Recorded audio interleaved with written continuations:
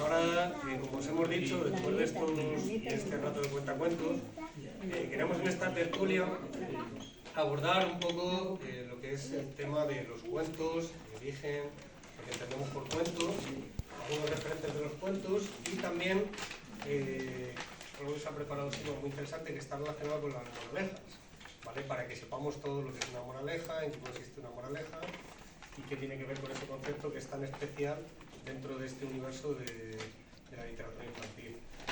Entonces, este es el primero de 3 encuentros que pretendemos celebrar a lo largo de los próximos meses. El siguiente encuentro lo haremos en febrero y el siguiente en mayo, gracias a la Casa de Castilla-La Mancha, que tenemos ahora con nosotros a su presidente, a José Fernando, que no lo hemos comentado antes. Esta es una iniciativa de la Asociación Cultural Océanos de Tinta, Alcalá de Henares, junto con la Casa de Castilla-La Mancha. Y os presento pues, a los ponentes que vamos a estar en la mesa durante esta tertulia, en la que en este primer encuentro pues os acercaremos a las nociones más básicas del cuento, como os he dicho. Entonces, en primer lugar, pues presentaros a José Fernando, presidente de la Casa de Castilla-La Mancha. Un placer que nos acompañe en la mesa. Pues muchísimas gracias. Y por abrirnos las puertas de la Casa de Castilla-La Mancha. En el centro está Siva Castellanos, escritora, autora de diversos géneros, tanto literatura para adultos como literatura para niños, y autora de muchísimos libros que tenéis en la mesa. Insisto, pues si luego los queréis ver y echar un ojo y llevaros dedicados, pues también Siva os lo puede firmar. La tenéis aquí. Y Alberto Blanco Rubio, presidente de la Asociación Cultural Océanos de Tinta, también escritor, autor. Y como os digo, pues os daremos unas pinceladas sobre los cuentos en este ratito que nos queda antes de terminar el año.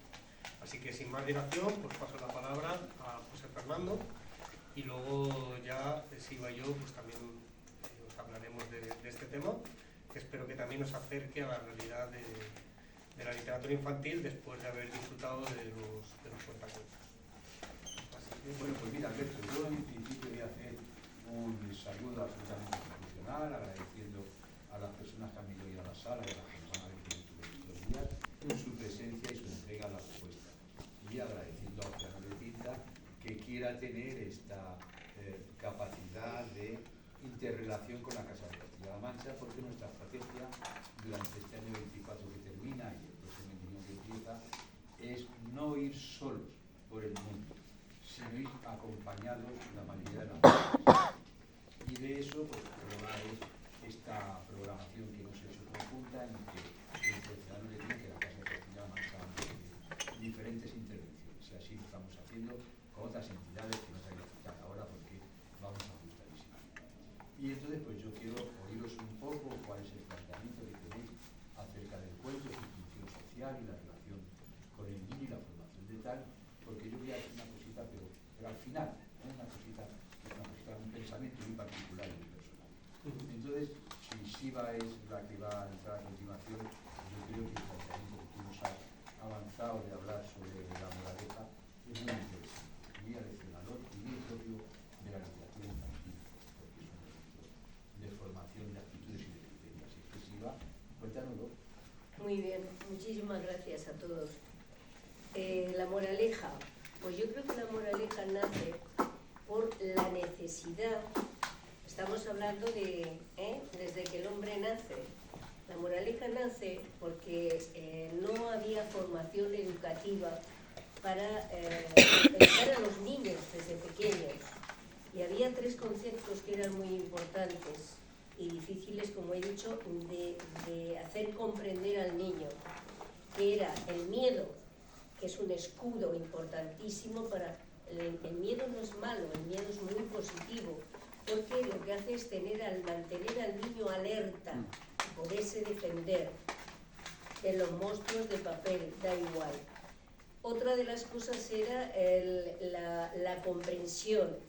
¿Cómo comprender a un adulto si los adultos son gigantes, sobre todo los padres?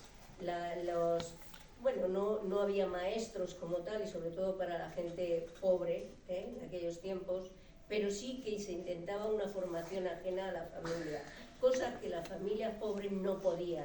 Así que se tenían que buscar la vida los padres para poder educar a esos niños y no tenerlos como salvajes, ¿verdad? Y la otra que era importante era la comprensión del amor, del cariño, de la seguridad que los padres y los mayores podían proporcionar a esos niños. Así es que la moraleja, así que parece algo, ¿verdad? Que dices, bueno, pues si todos los conocemos, pero hay que trasladarse, ¿verdad?, a tiempos antiguos y saber qué era la moraleja, que era súper importante. ¿Y qué pasó? Pues que los padres inventaban historias como buenamente podían, que no se llamaban, bueno, el cuento viene de algo que no existía, que era algo ficticio, pero importante. Entonces, bueno, los padres inventaban algo para que entrara el miedo, ¿verdad?, la comprensión, el cariño y la seguridad. Así que se creó la moraleja y poquito a poco se fueron creando historias con lo que había en el medio ambiente donde el niño se criaba, ¿no? Bueno, si hemos ido a las cuevas, hemos visto cantidad de adultos que pintan animales y los niños están mirando. O sea que lo que había en el medio ambiente era lo que se utilizaba para enseñar al niño a protegerse. Como he dicho, el miedo, los animales, no hay que acercarse a ellos, como alguien ha dicho, ¿no?, lo del oso, hay que tener mucho cuidado, pero sobre todo el temor más grande que el padre quería enseñar y la madre era al hombre. Al hombre. ¿Por qué? Porque el hombre era superior al niño y hoy todavía sigue siendo. La moraleja no va a desaparecer nunca, jamás. Así que los cuentos, eso ya lo dejaremos para otro momento, ¿verdad? Y Alberto, porque los cuentos hoy en día han evolucionado por otros derroteros, pero en definitiva, en realidad siempre es lo mismo. Educar, formar al niño para defenderse ante las vicisitudes que trae la vida cotidiana. Y yo creo que no tengo nada más que decir, que yo creo que eso ya es muy importante. Pues muchas gracias. Gracias, muy bien.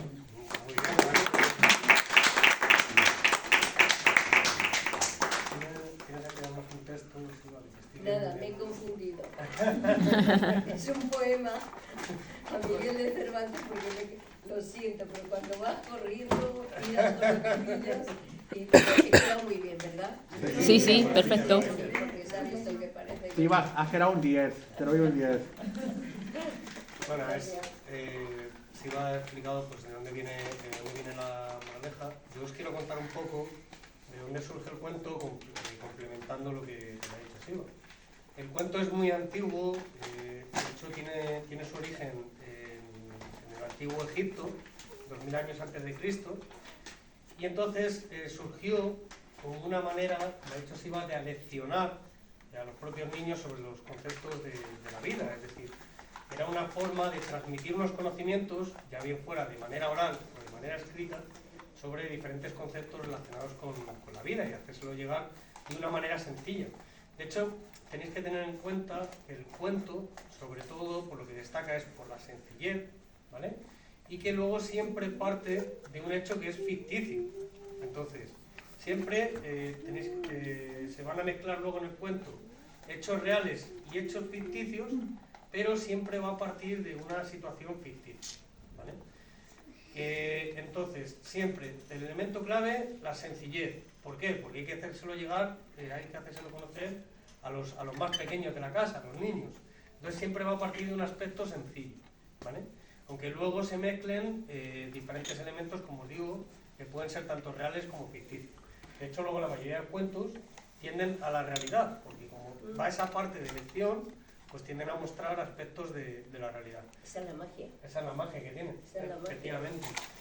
Y, bueno, disculpadme porque yo no he traído papel, aunque seamos escritores, pero hoy en día como vamos con el móvil a todos los sitios y muchas veces ya utilizamos el teléfono para todo, pues yo te voy a echar mis apuntes aquí en el teléfono. Disculpadme que no lo traiga en papel. Y como os digo, en cuanto al origen, pues centrarnos un poco más en el origen del cuento, surgió hace 2000 años en Egipto.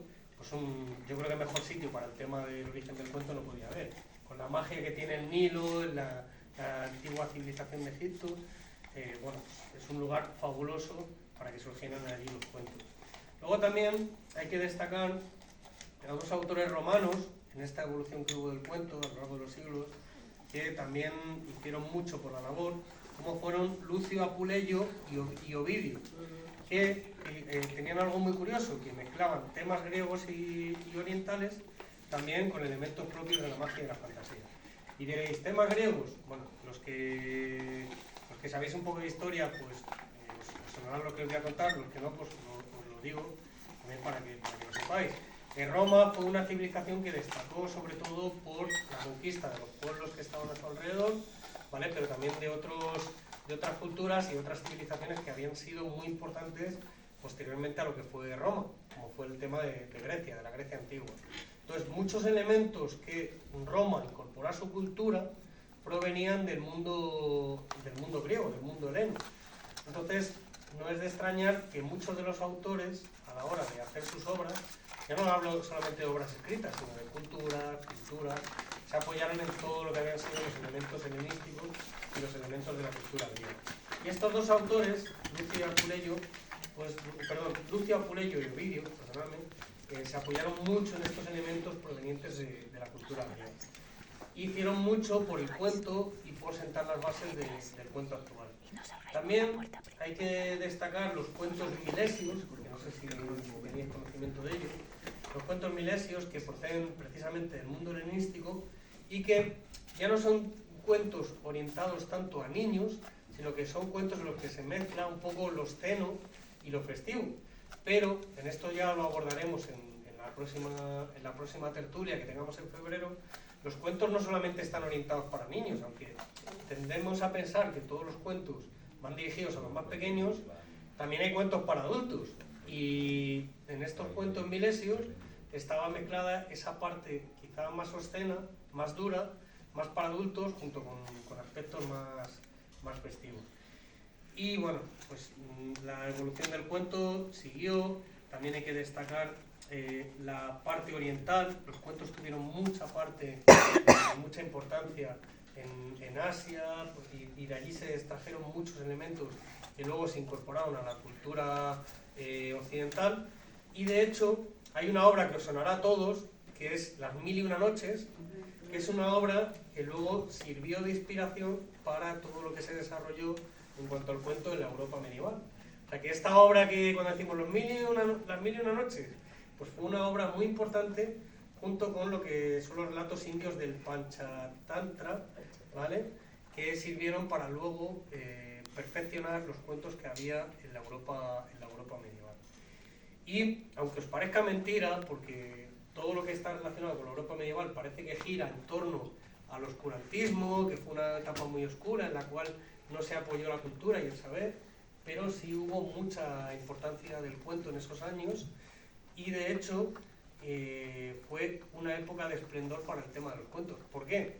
Por una sencilla razón, porque como realmente los pocos libros que había, los pocos manuscritos, podríamos decirlo, estaban en los monasterios y estaban en posesión de la gente del clero, de los religiosos, que son los que tenían acceso a los estudios en aquella época, el cuento, la tradición oral, era una manera de transmitir de padres a hijos esas lecciones, y volvemos otra vez a lo mismo, esas lecciones de las que hemos hablado antes, era una manera de aleccionar de padres a hijos sobre lo que estaba bien y sobre lo que no estaba tan bien. Y entonces, de ahí la importancia del cuento en la Edad Media, y yo quiero destacarlo porque, aunque hay muchos historiadores que tienden a decir que la Edad Media fue una etapa muy oscura, en realidad no lo fue tanto, y sí que hubo mucha más cultura de la que pensamos, pero con el paso de los siglos se ha tendido a decir que la Edad Media fue una época que no se hizo nada por la cultura, y yo creo que no fue así. Sí que se apoyó, lo que pasa es que también fue una época de muchas guerras, de muchas luchas, y lógicamente pues en la historia ha quedado marcada más como una época de guerras y de victorias y de luchas épicas y de luchas por el poder, pero sí que hubo un conato de cultura, y eso ha quedado reflejado, por ejemplo, en el cuento, que vivió una de sus épocas de más esplendor. Y luego, pues bueno, pues de algunos referentes de la cultura, de los cuentos, que también abordaremos en otros encuentros para no contarlo todo hoy, pues destacaros, por ejemplo, Guy de Maupassant, con sus obras El Collar, El Orla y Bola de Sebo, Edgar Allan Poe, dentro de este género de terror, Anton Chejov, Raymond Carver, al que llamaban el Chejov americano, y Jorge Luis Borges, Charles Dickens, también Rosario Castellanos y Clarice Lispector, que son referentes dentro del cuento. Y por supuesto, en España, ¿quién no se acuerda de la grandísima Gloria Fuertes? Sí. ¿Quién no ha escuchado los cuentos en verso de Gloria Fuertes, que se convirtió en un referente ya en el siglo XX de lo que es el cuento? Y hasta aquí, pues, bueno, pues un poco lo que yo traía en cuanto a nociones, en cuanto al origen del cuento, referentes y evolución a lo largo de la historia. Un inciso, puede ser un inciso. Sí, sí, Hablando de Gloria Fuertes, en el año 2018, aquí en Madrid, ¿cómo se llama? En el Teatro Fernando Gómez, había, que yo tuve la oportunidad de verlo, había una exposición en Gloria Fuertes. ¿Y qué te pareció? Me gustó mucho. Se han hecho muchos homenajes a ¿Tú lo has Gloria visto, Fuertes no? y se le han rendido muchos tributos, pero merecidos porque fue una grandísima persona y una mujer que supo llegar muy bien a los niños a través de algo tan difícil como son los poemas y los versos, que también supo como crear un estilo propio que yo creo que hasta entonces nadie había hecho de una manera tan clara como hizo Gloria Fuertes, desordenar los cuentos, la poesía, y supo llegar muy bien a los niños. Entonces, bueno, pues es un referente de La viste en la el Fernando literatura Gómez, en infantil. el teatro, que ahí es Sí, sí, claro.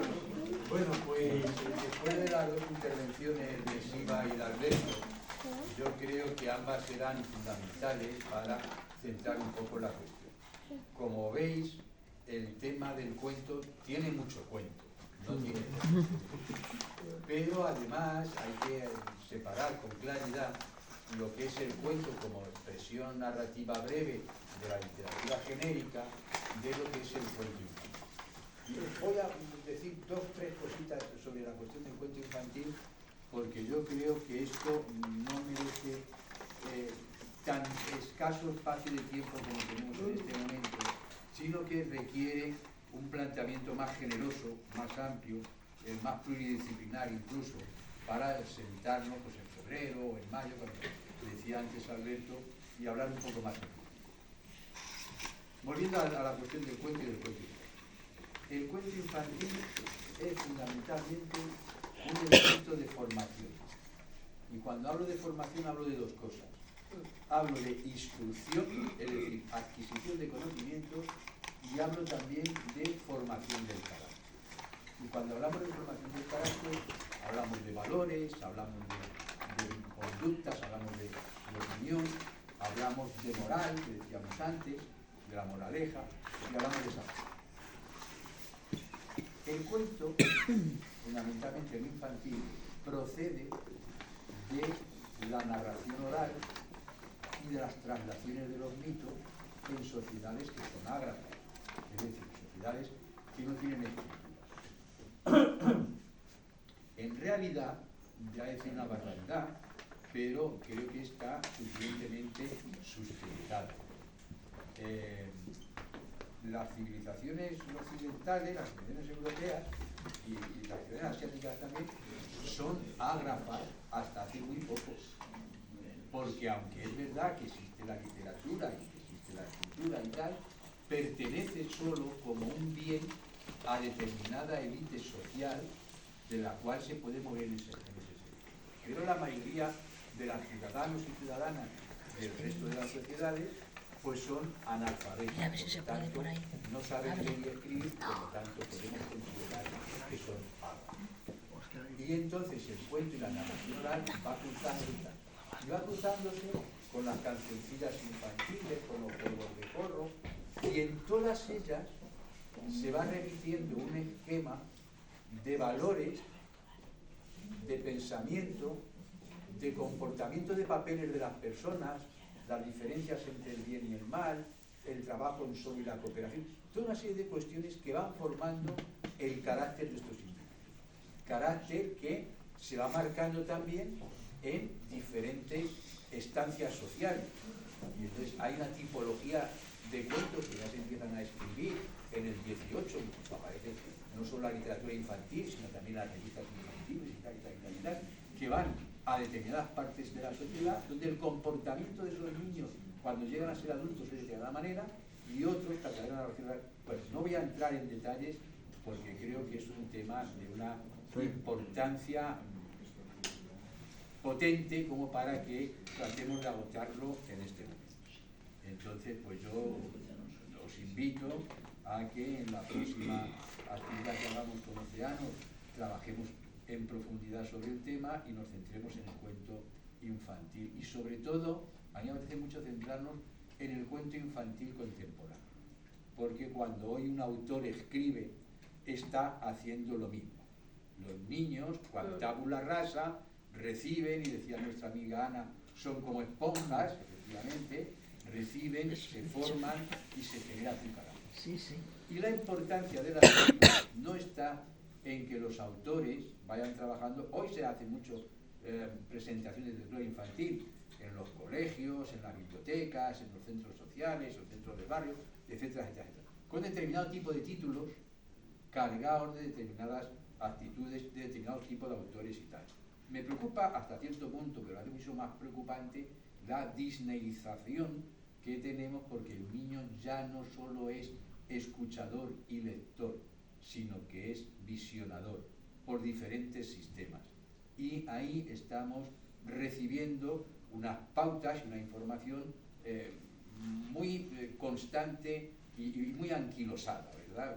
Entonces yo creo que estudiar en profundidad el cuento y la transmisión de varias a través del cuento es muy interesante. El trabajo que han presentado antes las compañeras, en la que se van tomando decisiones hasta que se desarrolla un proceso y tal, me ha parecido interesante realmente. Y el trabajo de Alberto con esa marioneta que es la voz, que es la conciencia, que es el segundo elemento que forma parte de uno, que está dentro del niño, porque el niño también recibe las voces cuando lee el cuento. Pues también me parece interesante. Bueno, disculpa que me extienda, y si os parece lo dejamos para una sesión en profundidad. ¿De acuerdo? Muchas gracias. Muy bien. Muchas gracias. Gracias a ti, Fernando, y para preveniros sería interesante, pues eso, el punto que has dicho, porque es muy bueno que en estas tertulias que tengamos, pues desglosemos el cuento en todas sus variantes, y sobre todo que ayudemos a la gente a conocer un género que, aunque como tú dices, en todas las bibliotecas se hace de una manera pues muy intensa, con diferentes actividades, pero quizás no se conozca tanto de todo lo que hay detrás del cuento, del análisis y la importancia que tiene, porque es más importante de lo que nos creemos. Una gran ocasión para seguirnos encontrando y aprender unos de otros. Saludos. Muchas gracias, Fernando.